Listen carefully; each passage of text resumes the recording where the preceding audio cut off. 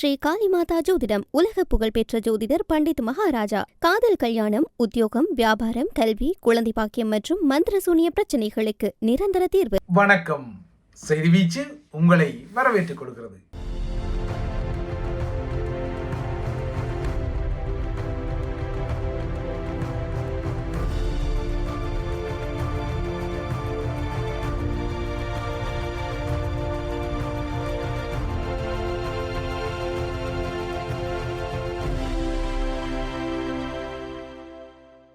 இன்றைய செய்தி வீச்சிலும் இலங்கை மற்றும் உலக நிலவரங்கள் காத்திருக்கின்றன. முதலில் இலங்கை தீவு பக்கம் பார்வையை திருப்பலாம். இன்று ஸ்ரீலங்காவில் சிங்கள பௌத்தர்களுக்கு எஸ்ஸல பௌர்ணமி நாள். புத்தபிரானின் வாழ்க்கையிலும் பௌத்த மத வரலாற்றிலும் இடம்பெற்றதாக கூறப்படும் சில முக்கியமான நிகழ்வுகளை நினைவுபடுத்துவதாக கூறப்படும் நாள் இது. எஸ்ஸல பௌர்ணமி நாளில்தான் ராணி மகாமாய, அதாவது புத்தரின் தாய், இளவரசர் சித்தார்த்தனை கருத்தரித்ததாக கூறப்படும் கதை முதல் ஞானம் பெற்ற புத்தர் எஸ்ஸல பௌர்ணமியில்தான் தனது முதல் போதனையை சீடர்களுக்கு வழங்கியதாக கூறப்படும் கதைகள் வரை பல கதைகள் உள்ளன. அதேபோல கடந்த பல மாதங்களாக ஒவ்வொரு பௌர்ணமி நாளிலும் தையிட்டியில் சட்டவிரோதமாக நிர்மாணிக்கப்பட்டுள்ள திஸ்ஸ விகாரை எனப்படும் ஒரு கட்டிடத்திற்கு எதிராக நடத்தப்படும் போராட்டங்கள் சமகாலத்தில் தமிழர்களின் முற்றத்தில் காணும் காட்சிகளாக இந்த எஸ்ஸல நாளில் இன்றும் வெளிப்பட்டது.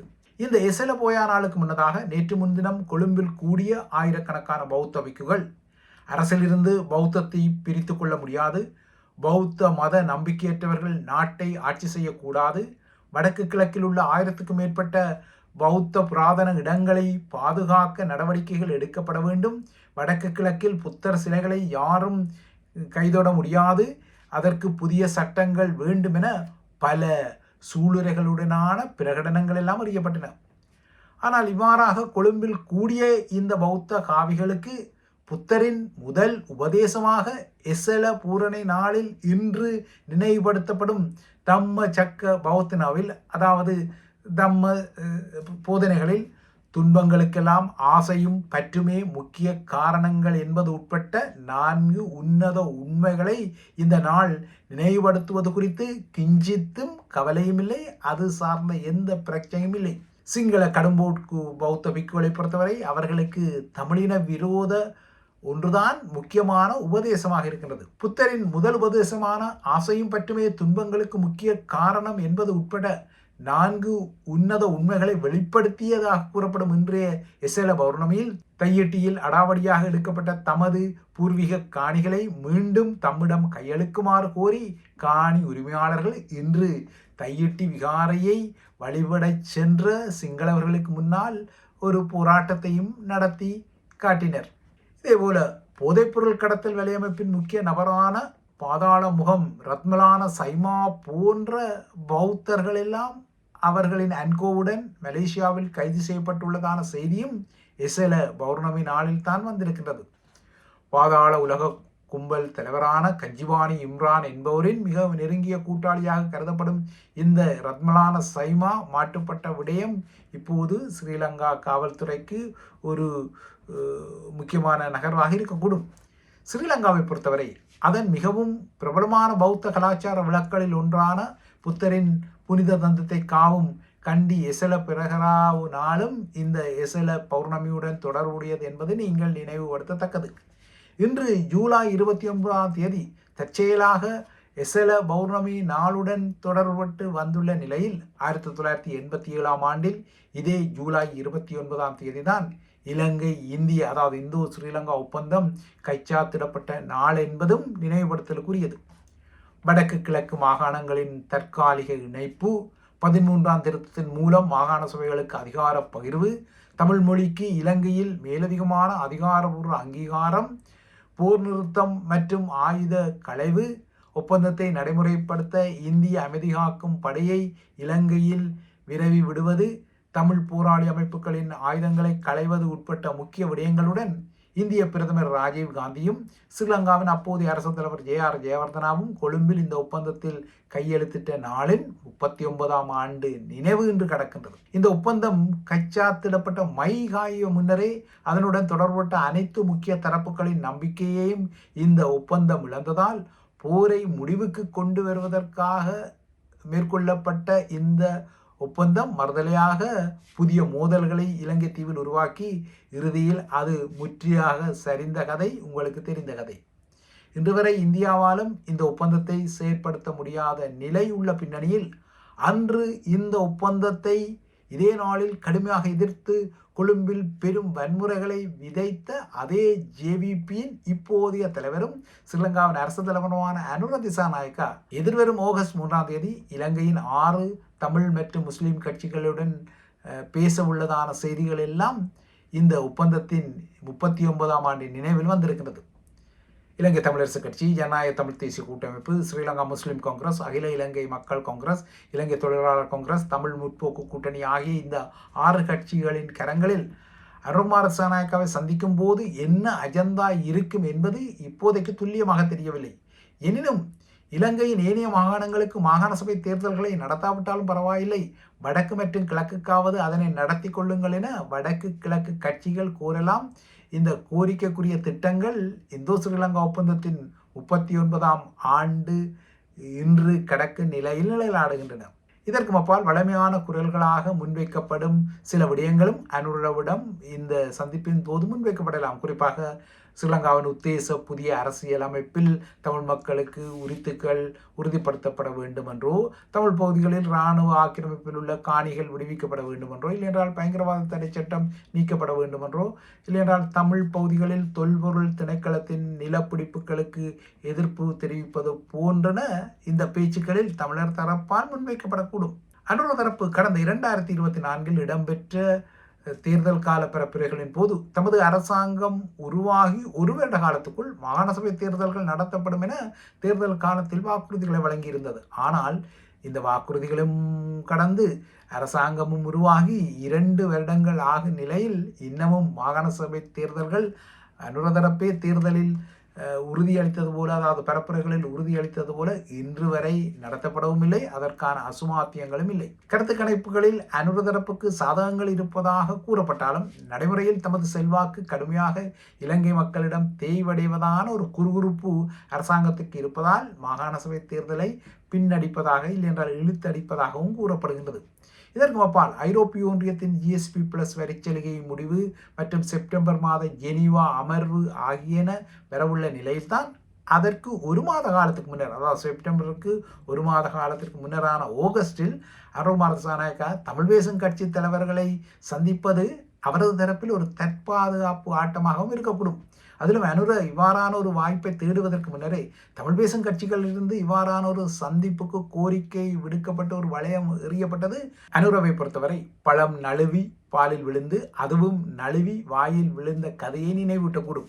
ஏனென்றால் இது அனுரகுமாரவுக்கு கிடைத்த ஒரு வாய்ப்பு என்பதால் தான் தமிழ் பேசும் கட்சிகள் இந்த சந்திப்புக்கு நேரம் கோரி ஒரு கடிதத்தை அனுப்பி ஓரிரு மணி நேரத்தில் ஆகஸ்ட் 3 சந்திக்க தயார் என அனுர தரப்பு இந்த சந்திப்புக்கும் முகூர்த்தத்தை குறித்திருக்கிறது. அதாவது அனுர தரப்பே உடனடியாக இந்த வாய்ப்பை பயன்படுத்த தலைப்படுகின்றது.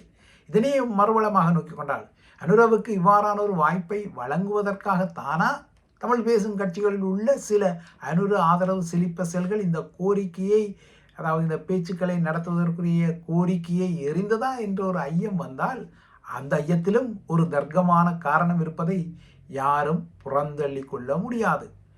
ஏனென்றால் இப்போது அனுர தரப்புக்கு நீதிபதிகளின் ஓய்வு பெறும் வயதை உயர்த்தும் தமது தரப்பு திட்டங்கள் கடுமையாக உள்ளூரில் அடிவாங்குவதை இல்லையென்றால் எதிர்ப்புக்கு உள்ளாகி வருவதை காண முடிகின்றது. நீதிபதிகளின் ஓய்வு பெறும் வயதை உயர்த்துவதற்கு அனுர தரப்பில் சில காரணங்கள் கூறப்படுகின்றன. அரச இயந்திரத்தை வலுவாக்குவதற்காகத்தான், அதாவது நிபுணத்துவத்தை பேணுவதற்காகத்தான் இந்த நகர்வுகள் எல்லாம் செய்யப்படுவதாக கூறப்பட்டாலும் அரசியலமைப்பு திருத்தத்தின் மூலம் இவ்வாறாக கொண்டு வரப்படும் திட்டங்களை கைவிடுமாறு சட்டவாளர்களிடம் ஒரு கரிசனை இருக்கின்றது. யாழ்ப்பாண சட்டத்திறனிகள் சங்கம் கூட இந்த திட்டத்தை கைவிடுமாறு அனுரவுக்கு ஒரு கடிதத்தை எழுதிவிட்ட நிலையில் இந்த விடயத்தில் தமது தரப்பின் அடுத்த கட்ட துரித நகர்வுகள் குறித்து விவாதிப்பதற்காக இலங்கை சட்டத்தரணிகள் சங்கம் இன்று ஒரு சிறப்பு பொதுக்கூட்டத்தை நடத்தியிருக்கின்றது. இந்த விடயம் இலங்கை நீதித்துறையின் சுதந்திரம் மற்றும் அரசியலமைப்பு கோட்பாடுகள் மற்றும் நீதியமைப்பின் மீது பொதுமக்களின் நம்பிக்கையை சிதைப்பதால் இந்த விடயத்தில் தாம் அனுர அரசாங்கத்திற்கு விட்டு கொடுக்க தயாரில்லை என இலங்கை சட்டத்தரணிகள் சங்கம் போர்க்கொடியை உயர்த்துவது அனுர தரப்புக்கு எதிர்வரும் நாட்களில் சிக்கலாகக்கூடும்.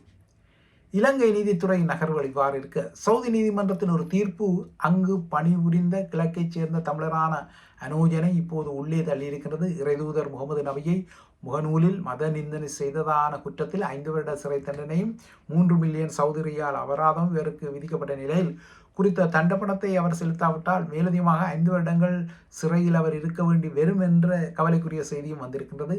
அனோஜன் தனது முகநூல் பதிவுக்கு மன்னிப்பு கோரியிருந்தாலும் அந்த பதிவை அகற்றியிருந்தாலும் சவுதி நீதிமன்றம் அதனை ஏற்றுக்கொள்ளாமல் இந்த தண்டனையை வழங்கிய நிலையில் 3 மில்லியன் சவுதி ரியால்களின் தொகை என்பது இலங்கை ரூபாயில் ஏறக்குறைய 27 கோடி ரூபாவாக உள்ள நிலையில் தனது குடும்பத்தின் வருமானத்திற்காக சவுதிக்கு உழைப்புக்கு சென்ற இந்த இளைஞருக்கு இவ்வளவு பெரிய தொகையை செலுத்த முடியுமா என்ற கவலைகள் இருக்கத்தான் செய்கின்றன. இவை இலங்கை விடயங்கள். அடுத்து தமிழக விடயங்கள் மற்றும் உலக விடயங்களை நோக்கி கொண்டால், தமிழக காவல்துறை அவதூறு வழக்குகளில் பாரபட்சம் காட்டுவது குறித்து உயர் நீதிமன்றம் ஒரு எச்சரிக்கையையும் கராரான அறிவுறுத்தல்களையும் விடுத்துள்ளது.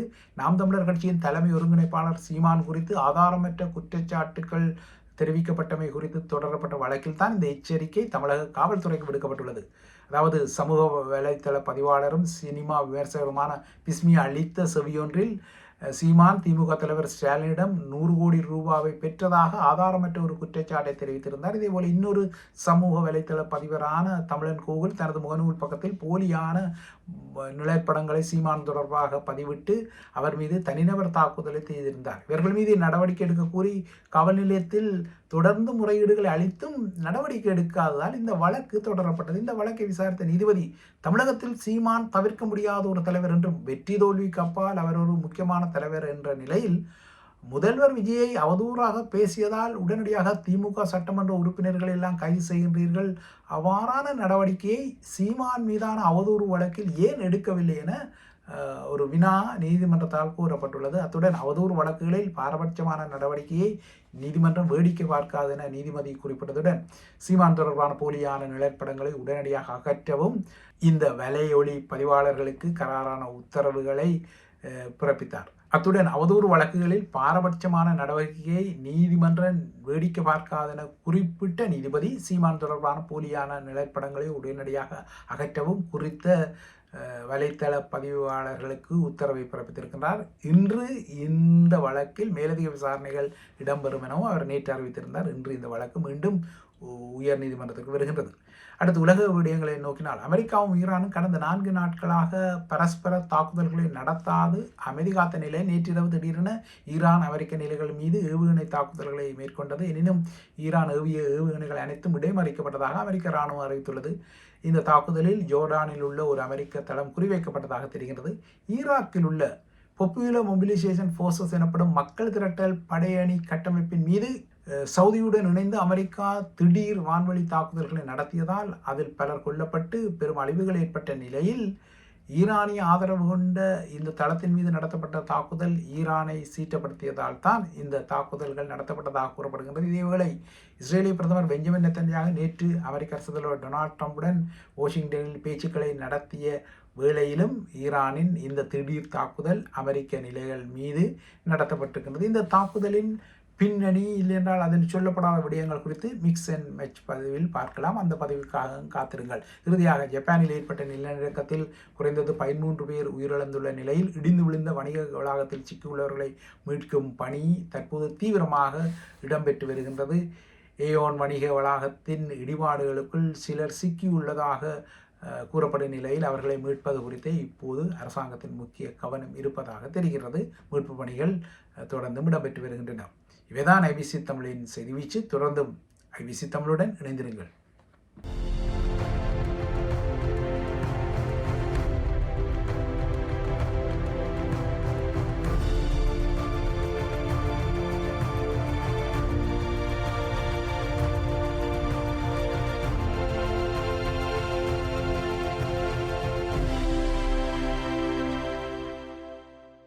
ஸ்ரீ காளிமாதா ஜோதிடம் உலக புகழ்பெற்ற ஜோதிடர் பண்டித் மகாராஜா. காதல், கல்யாணம், உத்தியோகம், வியாபாரம், கல்வி, குழந்தை பாக்கியம் மற்றும் மந்திர சூனிய பிரச்சனைகளுக்கு நிரந்தர தீர்வு.